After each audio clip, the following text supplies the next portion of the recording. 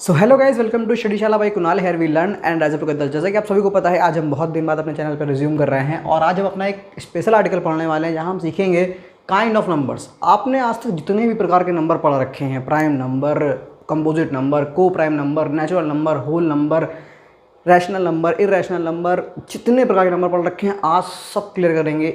और इस छोटी सी वीडियो में देखते रहिएगा। अगर आपने चैनल को सब्सक्राइब नहीं किया तो चैनल को सब्सक्राइब कर लीजिएगा, बेल दबा दीजिएगा उस बेल आइकन को भी। हमें करते हैं स्टार्ट इसको।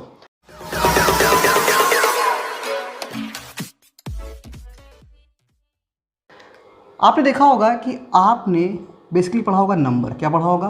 नंबर। सबसे पहली बात आती है ये नंबर बनता कैसे है। आपको पता होगा कि डिजिट्स, क्या डिजिट्स, इन्हें हम हिंदी में कहते हैं अंक। क्या कहते हैं? अंक। और नंबर कहते हैं हम संख्या। क्या कहते हैं? संख्या। डिजिट्स क्या होती हैं? 0 से लेकर 9 तक। पता है आपको? क्लियर है? ये जो डिजिट्स है ना, ये डिजिट्स ये फॉर्म करती हैं नंबर को। किसे फॉर्म करती हैं ये? नंबर को। इसका मतलब क्या है? इसका मतलब है कि हम इन डिजिट से ही कोई भी नंबर बनाते हैं, सबसे पहली बात। दूसरी बात ये कि ये डिजिट्स क्या होती हैं? नंबर होती हैं। यानी कि digits itself is a number. What? Digits itself are number, but number are not digits. क्या मैंने कहा उसको एकदम क्लैरिफाई करो कि डिजिट से नंबर बनता है। अगर मैं कहता हूँ 23, क्या कहता हूँ? 23, तो ये 23 में 2 क्या है? एक अलग डिजिट है। 3 क्या है? एक अलग डिजिट है। 23 बन रहा है उनकी प्लेस की वजह से कि जो 2 है वो 10s पे लिखा है, जो 3 है वो 1s पे लिखा है। ये 2 और 3 सेपरेट में क्या है? डिजिट है। लेकिन 2 और 3 जब आपस में इस तरह से मिल गए, जहाँ पर ये 10s पर गया और ये 1s पर गया 3, तो ये क्या बना? एक नंबर बना। क्या बना? एक नंबर बना। लेकिन अगर मैं लिखता हूँ सिर्फ 3, क्या लिखता हूँ? सिर्फ 3, तो ये एक डिजिट भी है, ये एक डिजिट भी है। और अगर इसे हम कहते हैं कि ये 1s प्लेस पर रखा हुआ है, तो ये क्या हो जाएगा? ये नंबर हो जाएगा। क्लियर हुआ? दूसरी चीज़ कि आप 2 डिजिट का एक कॉमन नंबर लेट क्या करते हो, जो आपको बहुत ही पूछा जाता है, एक 2 डिजिट और एक 3 डिजिट का। ये आपको बहुत ही ज़्यादा पूछा जाता है। आज इस वीडियो में क्लास 3rd से लेकर कॉम्पिटिटिव एग्जाम तक जो भी क्वेश्चन, छोटे छोटे क्वेश्चन इनसे बनते हैं, वो हम सारे क्लियर करेंगे। देखिएगा, हम 2 डिजिट का जो नंबर लेट करते हैं जब भी कोई अलजेब्रा का क्वेश्चन हम सॉल्व कर रहे होते हैं, तो हम लेट करते हैं 10x + y, जहाँ पर y क्या है? हमारा यूनिट डिजिट है, हिंदी में इकाई का अंक। क्या? इकाई का अंक। ठीक। और जो x है हमारा, क्या? x, ये x जो हमारा वो है 10th डिजिट। क्या है ये हमारा एक 10th डिजिट है, जिसे हम कहते हैं दहाई का अंक। क्लियर? दहाई का अंक ये हमारा क्या है? 2 डिजिट का नंबर है। इसे हम लेट करते हैं जब भी कोई क्वेश्चन हमें सॉल्व करना होता है 2 डिजिट का, जहाँ पर 2 डिजिट हमें गिवन नहीं होती है, लेकिन कुछ कंडीशन लगाकर आंसर निकालना होता है। ठीक है, वहाँ पर हम इसे लेट करते हैं। बहुत ध्यान से। अगला है 3 डिजिट। क्या है? 3 डिजिट का नंबर। उसमें हम लोग क्या लेट करते हैं? 100x + y, 10y + z। यहाँ पर z क्या है? हमारा यूनिट डिजिट। y क्या है? 10th digit. 100 क्या है? 100 डिजिट। अब हमने ऐसा क्यों लेट करा? बात आती है हमने ऐसा क्यों लेट करा।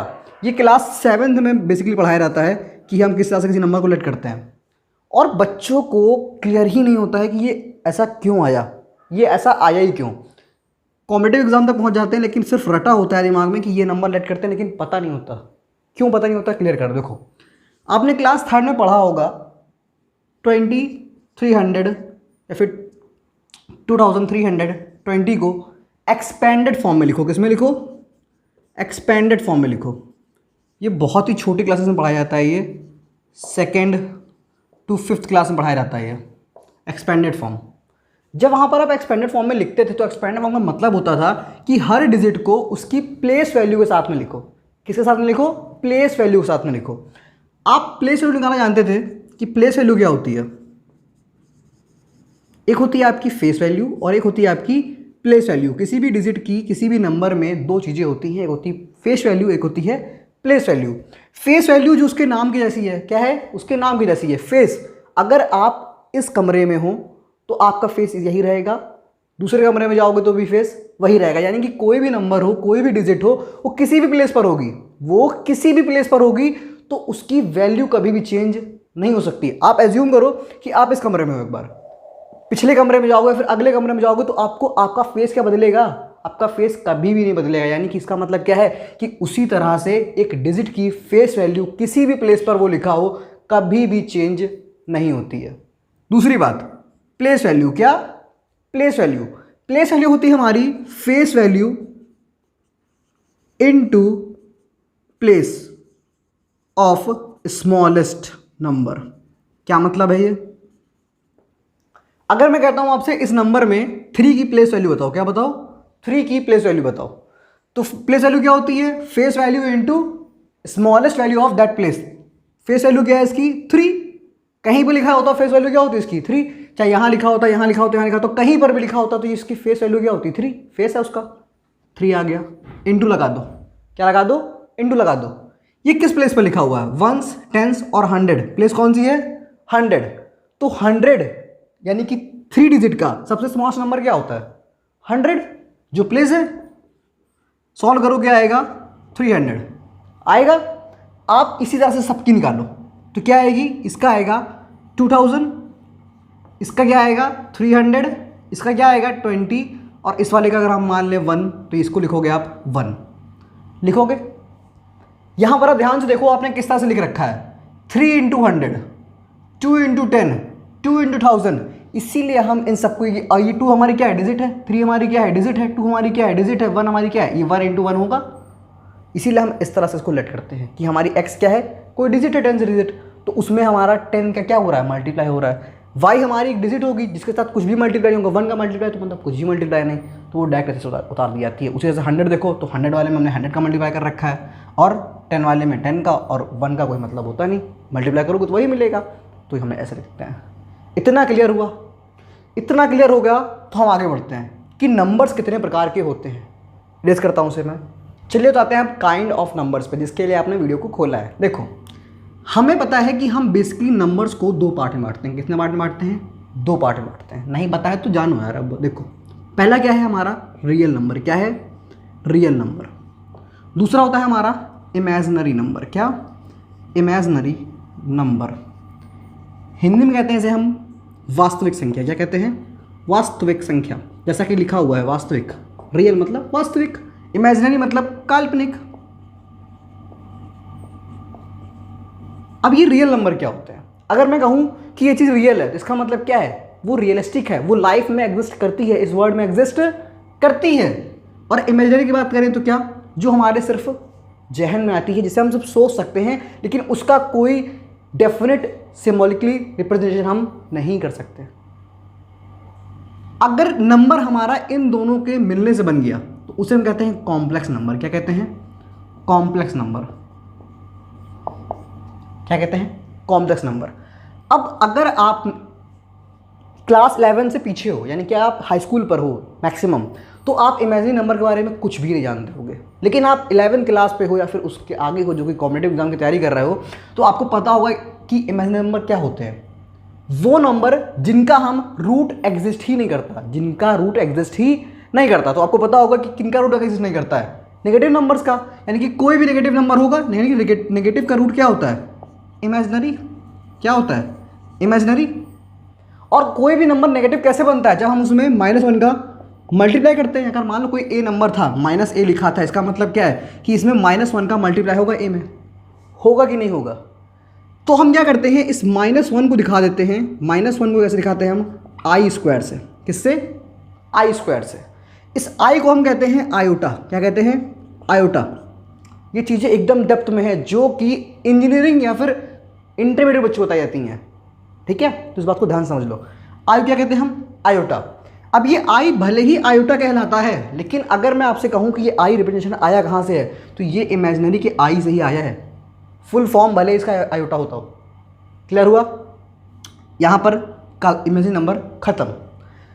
कॉम्प्लेक्स नंबर क्या होता है? जब रियल नंबर और इमेजिनरी नंबर मिलके एक नंबर बनाते हैं। जैसे कि मैं लिख देता हूँ, अगर a + ib जो कि 11th क्लास का एक चैप्टर भी है, जिस पर एक अच्छे खासे मार्जिन में क्वेश्चन पूछे जाते हैं 11th क्लास वालों के लिए।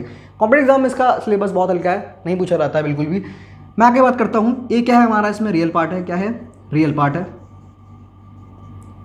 आई भी क्या है हमारा, इमेजिनरी पार्ट है, क्या है, इमेजिनरी पार्ट है। ये रियल पार्ट मतलब वास्तविक भाग, इमेजिनरी पार्ट मतलब काल्पनिक भाग। ए और बी क्या है हमारे, रियल नंबर है, बट ये क्या है, आई, यानी कि आयोटा, और आयोटा का मतलब क्या होता है, आई स्क्वायर, मतलब -1, तो आई की वैल्यू क्या हो जाएगी हमारी, रूट में -1। क्लियर हुआ। आगे बढ़ते हैं और समझते हैं रियल नंबर क्या होते हैं, क्योंकि इनका खेल तो यहीं पर खत्म हो जाता है, इनका खेल यहीं पर खत्म। लेकिन बात आती है रियल नंबर पे, किस पे आती है, रियल नंबर पे, कि रियल नंबर कितने प्रकार से बांट सकते हो आप। रियल नंबर को आप कई तरीकों से बांट सकते हो, और अक्सर बच्चों को वो तरीके पता नहीं होते हैं, उन्हें पता होता है लेकिन वो किसी से बता नहीं पाते हैं कि ये है क्या एक्चुअल में। बढ़ते हैं इस पर हम, चलिए तो आगे देखते हैं। हम लोग अब तक 3 प्रकार के नंबर पढ़ चुके हैं। आप सिर्फ नंबरिंग करिएगा, आपने कितने प्रकार के नंबर आज सीखे। हमने आज पहले पढ़ा रियल नंबर, फिर पढ़ा कॉम्प्लेक्स नंबर, फिर पढ़ा आपने इमेजिनरी नंबर। 3 प्रकार के नंबर पढ़ चुके हैं। अब आगे पढ़ने जा रहे हैं, रियल पार्ट को तोड़ने जा रहे हैं कि रियल पार्ट में भी कितने प्रकार के, रियल नंबर में भी कितने प्रकार के नंबर होते हैं। सबसे पहला हमारा रियल नंबर टूटता है इंटीजर्स में। किसमें टूटता है, इंटीजर में। एक बार मैं लिख के दिखाता हूँ, देखो, -∞, कॉमा कॉमा कॉमा कॉमा, इनकी हैंड सो ऑन तक चलता जाएगा ये, -4, -3, -2, -1, 0, 1, 2, 3, 4, और हैंड सो ऑन तक जाएगा ये +∞ तक। ये हमारा क्या है, पूरा रियल नंबर है। क्या है ये, हमारा पूरा रियल नंबर है। इस दुनिया में जितने भी रियल नंबर एग्जिस्ट करते हैं सब -∞ से लेकर +∞ के बीच में आ जाते हैं। क्लियर हुआ। अब हम आगे बढ़ते हैं। आपको जितने भी नंबर यहाँ पर दिख रहे हैं जो कि क्या है, नेगेटिव साइन को कंटेन कर रहे हैं, जिसमें नेगेटिव साइन है, क्या मैंने बोला, जितने भी नंबर आपको दिखाई पड़ रहे हैं जहाँ पर नेगेटिव साइन है, these are known as negative integer. क्या, नेगेटिव इंटीजर। हिंदी में कहते हैं ऋणात्मक पूर्णांक। क्या कहते हैं, ऋणात्मक पूर्णांक। दूसरी चीज, यहां पर आप शब्दों को समझिएगा। पूर्णांक लिखा है यानी कि पूर्ण अंक। पूर्णांक कैसे बनेगा, पूर्ण धन अंक से। बात को ध्यान रखिएगा। जिसके साथ कोई भी साइन नहीं है, या फिर जिसके साथ कोई भी साइन नहीं है, या फिर प्लस का साइन होता है ना, तो ये क्या कहलाएंगे हमारे, पॉजिटिव इंटीजर। क्या, पॉजिटिव इंटीजर।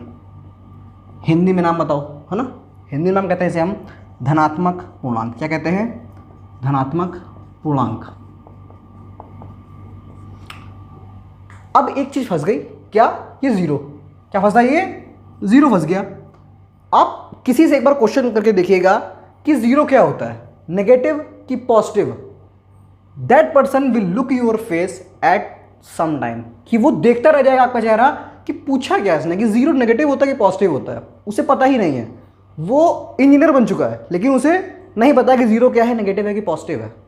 आपको बताता हूं मैं, जिसके साथ नेगेटिव था वो क्या थे, नेगेटिव इंटीजर थे। जिसके साथ पॉजिटिव था, फिर कोई साइन नहीं था, वो क्या थे, पॉजिटिव इंटीजर थे। लेकिन ये जो 0 बच गया ना, ये नाइदर पॉजिटिव नॉर नेगेटिव। क्या मैंने बोला कि 0 जो हमारा होता है ये कभी भी ना तो पॉजिटिव होता है ना फिर नेगेटिव होता है। तो फिर ये होता क्या है, ये हमारा एक अलग काइंड का इंटीजर है जिसे हम कहते हैं जीरो इंटीजर। क्या कहते हैं, जीरो इंटीजर, यानी कि शून्य पूर्णांक। क्या कहते हैं, शून्य पूर्णांक। जहां मैं हिंदी नहीं लिख रहा हूं वहां पर आप सुन लीजिएगा, नोट कर लीजिएगा, क्योंकि यहां पर जगह नहीं मिलती मेरे को इस बोर्ड में। ठीक है, 3 तरह के हमने नंबर और पढ़ लिए। क्या, नेगेटिव इंटीजर, जीरो इंटीजर और पॉजिटिव इंटीजर। अब बात आती है कि ये नेगेटिव इंटीजर आता कहां से है। आप किसी से एक बार पूछ के देखना ये नेगेटिव इंटीजर आया कहां से, नहीं बता पाएगा भाई। सुनो कैसे आता है नेगेटिव इंटीजर। नेगेटिव इंटीजर तब आता है जब भी आपका छोटा नंबर, क्या, छोटा नंबर बड़े नंबर से सब्ट्रैक्ट कर दिया जाता है। क्या करा है मैंने कि छोटा नंबर आपका बड़े नंबर से सब्ट्रैक्ट कर दिया जाता है। जैसे कि मैंने कहा 2 में से आप 4 सब्ट्रैक्ट कर दो, तो आपको पता है 2 क्या है, छोटा है, 4 क्या है, बड़ा है। तो थर्ड फोर्थ के बच्चे तो कहते हैं ये गलत है, लेकिन हमको आगे बढ़ना था भैया, तो हमने क्या किया, इसको सब्ट्रैक्ट किया और 2 में से जब हम 4 कदम पीछे गए तो हमें मिल गया -2, यानी कि नेगेटिव नंबर, चूँकि हमारा क्या है, नेगेटिव इंटीजर है। क्लियर हुआ कि ये नेगेटिव नंबर आता कहाँ से है, समझ आई बात। आगे बढ़ते हैं। अब हमारा नेगेटिव इंटीजर हम इसके आगे नहीं पढ़ते, नेगेटिव इंटीजर को हम इसके आगे बांटते ही नहीं है, इसके आगे बांटते ही नहीं है। बढ़ता क्या है हमारा पॉजिटिव इंटीजर, क्या बढ़ता है पॉजिटिव इंटीजर, जिसमें पहला आता है नेचुरल नंबर। क्या आता है नेचुरल नंबर। ये नेचुरल नंबर क्या है, प्राकृतिक संख्या बोलते हैं इसको हिंदी में। अगर आप किसी से पूछोगे तो अगर उसे पता होगा तो बता देगा भैया 1 से लेकर इन्फिनाइट तक के सारे नंबर हमारे क्या हैं पॉजिटिव नंबर हैं। डेफिनेशन क्या होती है इसकी, हम पूछते हैं इसकी डेफिनेशन क्या है तो नहीं जवाब मिलेगा। जवाब क्या होता है कि वो नंबर जिससे हम काउंटिंग करते हैं, क्या करते हैं जिनसे हम काउंटिंग करते हैं। आप सोच के देखो, अगर मैं कहता हूं ये मार्कर है तो इसे आप काउंट कहां से करते हो 1 से ना कि 0 से, काउंट कहां से करते हो आप 1 से काउंट करते हो ना। तो यानी कि जो नंबर जो हमारे काउंटिंग में यूज होते हैं वो क्या कहलाते हैं हमारे नेचुरल नंबर कहलाते हैं। ठीक है, एक बार कैमरा देख लेता हूं पहले मैं,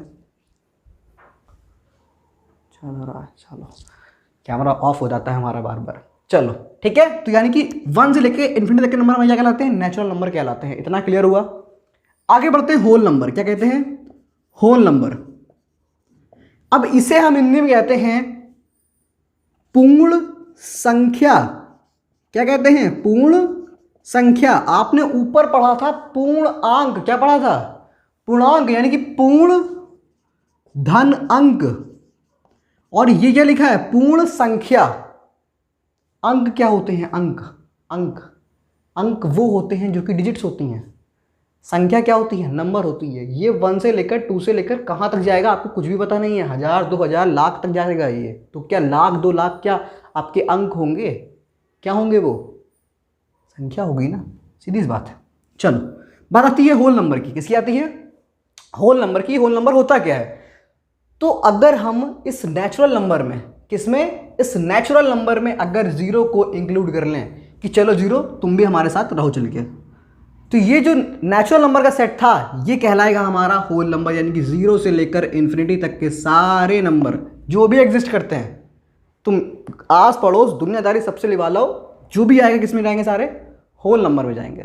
ठीक, अगला आता है हमारा इवन नंबर। क्या आता है इवन नंबर। अब इवन नंबर तो बच्चों का खेल है, सम संख्या कहते हैं इसको हिंदी में। किसी से पूछो सीधे बताएगा फीक के मार के कि जो नंबर 2 से डिविजिबल हो जाए वो क्या है हमारा इवन नंबर है। दूसरी भाषा में जिसके 1 डिजिट पर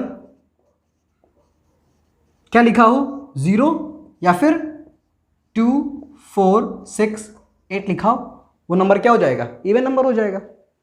बात खत्म। अगला ऑड नंबर। ये भी उतना आसान है, विषम संख्या।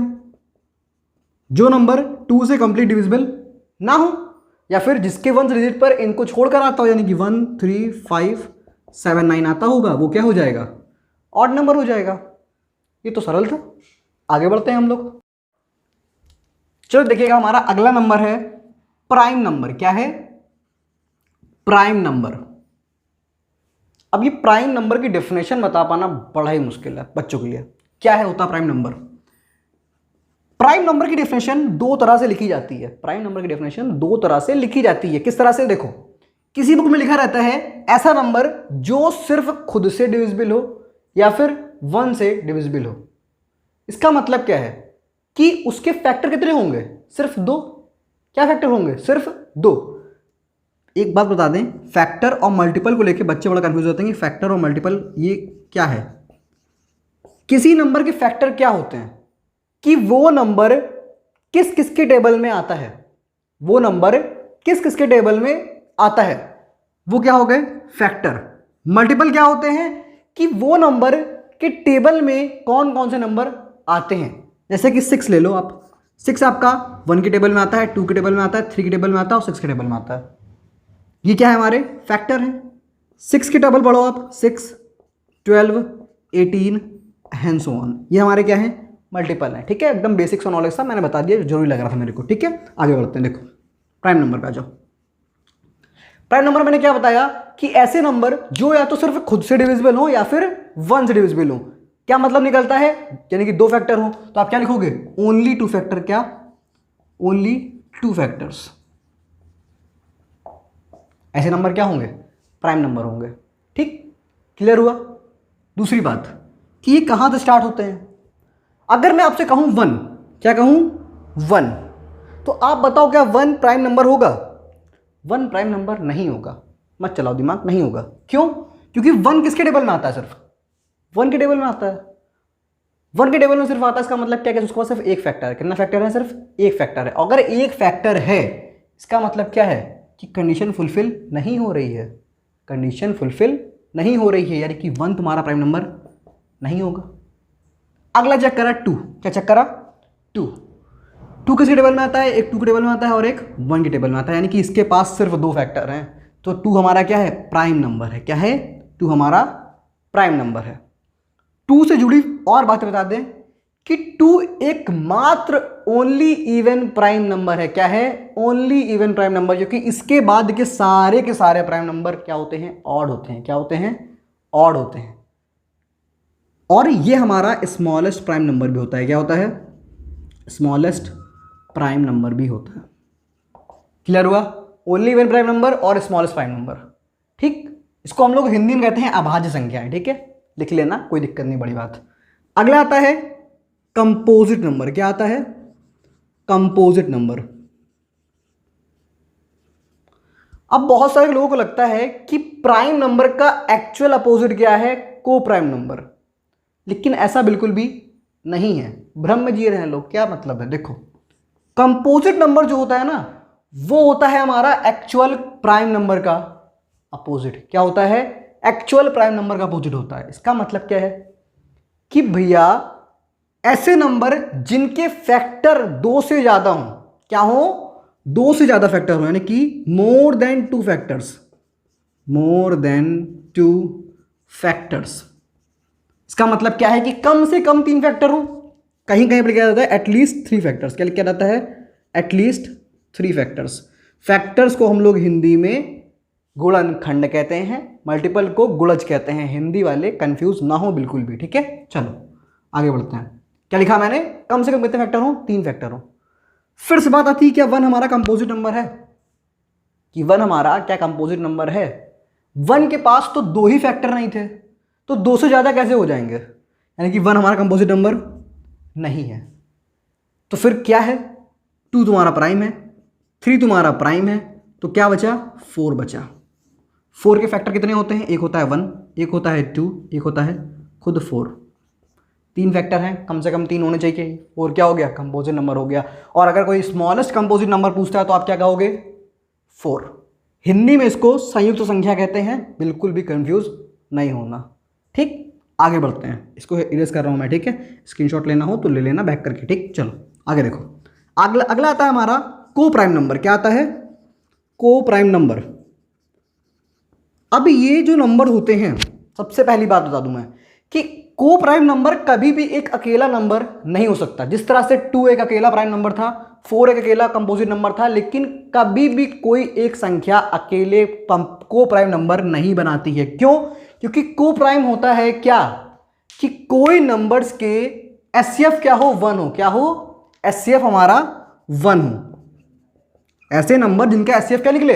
हमेशा 1 निकले। अगर वो संख्याएं 2 हैं, क्या हैं? 2 हैं, कि अगर 2 नंबर्स का एचसीएफ क्या आ रहा है? 1 आ रहा है। क्या आ रहा है? 1 आ रहा है, तो उन्हें हम कहते हैं को प्राइम पेयर। क्या कहते हैं? को प्राइम पेयर। ऐसा क्यों? आपको पता होगा कि आप बोलते हो pair of shoes, pair of slippers. क्यों? क्योंकि उसमें क्या होते हैं? 2 होते हैं। क्या होते हैं? 2। अगर आप 2 नंबर्स का एचसीएफ निकाल रहे हो जिनका एचसीएफ 1 आ रहा है, तो आप उसे को प्राइम नंबर्स ना बोल के बोल देते हो को प्राइम पेयर, जो कि बोलने में सिर्फ अच्छा लगता है और कोई बड़ी बात इसमें नहीं है। और इसे लोग समझ लेते हैं कि कोई अलग काइंड का नंबर होगा जो कि दुनिया से बहुत परे होगा। ऐसा नहीं है कुछ भी। अगर एचसीएफ 2 से ज्यादा का है, अगर वो भी 1 आता है, तो वो क्या होंगे? को प्राइम नंबर्स होंगे, वो पेयर नहीं बोले जा सकते। क्यों? क्योंकि आपको पता है पेयर क्या होते हैं? सिर्फ 2 से ज्यादा है तो पेयर नहीं बोलोगे, नंबर्स बोलोगे। क्या बोलोगे आप? नंबर्स बोलोगे। क्लियर हुआ? आगे बढ़ते हैं। चलो देखिए, हमने अभी तक जितने प्रकार के नंबर पढ़े, वो मे भी हो सकता है कि आपको बाई चांस कुछ दिमाग में हो और कुछ स्लाइटली आउट हो सकते हैं, लेकिन आपको कुछ सुनने में होंगे। हम जो अब नंबर की बात करने जा रहे हैं वो थोड़े से रिस्की हैं, मतलब इसका मतलब क्या हुआ? इसका मतलब हुआ कि आप पढ़ते हो लेकिन उसे आप नेग्लेक्ट मार देते हो, पढ़ा और दिमाग से निकल गया। वैसे नंबर, जैसे पहला नंबर है हमारा परफेक्ट नंबर, क्योंकि वो 3 नंबर इसी नंबर से जाने जाते हैं। जैसे घर का एक गार्जियन होता है ना, इसे जानकर घर वालों को जाना जाता है, वैसा ही कुछ कुछ। परफेक्ट नंबर क्या होता है? अगर आपसे मैं बोलूं परफेक्ट नंबर, तो आपके दिमाग में बड़ा अजीब सा ख्याल आएगा, परफेक्ट नंबर जिसका स्ट्रक्चर सही हो, जिसका फिगर सही हो, जिसकी हेल्थ सही हो। नहीं, परफेक्ट नंबर इन सबसे परे है। क्या है? परफेक्ट नंबर इस सब मोह माया से परे है। इसका मतलब कि नंबर कोई परफेक्ट कब होता है? क्या मैंने बोला कि कोई नंबर परफेक्ट कब होता है? इसका मतलब है कि अगर, क्या बोला मैंने, कि अगर किसी नंबर के फैक्टर हम लिखें, क्या करें, किसी नंबर के फैक्टर हम लिखें। एग्जांपल देते हैं, देखो मैं लिख रहा हूं 6, क्या लिख रहा हूं? 6। इसके आप फैक्टर निकालो। फैक्टर का मतलब क्या होता है कि वो नंबर किस किस के टेबल में आता है। तो सबसे पहले ये 1 के टेबल में तो आता ही होगा। क्यों? क्योंकि 1 क्या है आपका? यूनिवर्सल फैक्टर है। 1 क्या है आपका? यूनिवर्सल फैक्टर है। अगला आता है 2, फिर आएगा 3, फिर आएगा 6। क्या आएगा? 6। अगर हम इस नंबर के जितने भी फैक्टर लिखे हैं, इसमें से अगर हम 6 को, यानी कि इटसेल्फ जिसका हम निकाल रहे हैं उसको हम छोड़ दें, जिसका हम निकाल रहे हैं उसको हम छोड़ दें, बाकी फैक्टर्स का एडिशन करने पर जो भी आता है, क्या, बाकी नंबर्स का एडिशन करने पर जो आता है, क्या आ रहा है? देखो 1 + 2 + 3 ऐड करो, क्या आता है? 1 + 2 3, 3 + 3 6। क्या आया? 6। अगर ये 6 आया जो कि आपका नंबर के बराबर था, किसके बराबर था? आपके नंबर के बराबर था। मार्कर कहां जा रहा हो यार? देखो, जो क्या कोई आया था, नंबर के बराबर था, तो ये 6 आपका क्या कहलाएगा? परफेक्ट नंबर कहलाएगा। क्या कहलाएगा? परफेक्ट नंबर कहलाएगा। क्लियर हुआ? क्या बोला मैंने कि अगर आप किसी नंबर के फैक्टर निकालो, आप उस नंबर को छोड़ दो, बाकी सारे फैक्टर का एडिशन करो, अगर वो आपके नंबर के बराबर के आ जाए तो आपका नंबर क्या होगा? परफेक्ट नंबर होगा, इजी एज पॉसिबल। क्लियर? अगला, अगर मैं लिखता हूं 12, क्या लिखता हूं? 12। इसके फैक्टर निकालो, 1 2 3 4 6 और 12 खुद। फैक्टर कैसे निकल रहे हैं आपको पता होना चाहिए। फैक्टर क्या होते हैं आपको पता होना चाहिए। मैंने बता दिया, फैक्टर को हिंदी में कहते हैं गुणनखंड, हिंदी वालों के लिए।